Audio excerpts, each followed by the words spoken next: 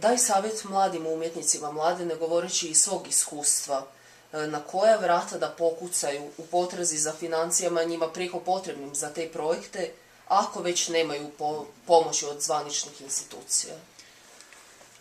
Pa ja sam kucao na razna vrata. Na početku dosta vrata bilo zatvorenih.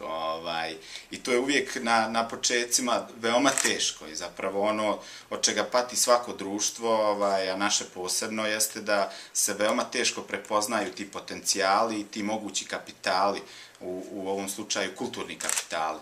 Tako da ono što bi ja mogao recimo preporučiti nekim mlađim ljudima i što recimo studentima na akademiji isto savjetujem, kad je u pitanju ova naša oblast, jeste zapravo da prvo pokucaju kod sebe malo, u smislu motivacije, u smislu edukacije, jer mislim da upravo taj dio stvaranja jednog naoružavanja znanjem je najbitnija stvar. Zapravo, poslije kad završite akademiju ili kad se nađete na sceni pod navodnicima, oružje ono koje ste stekli tokom školovanja, to je ono s čime raspolažete i čime idete dalje.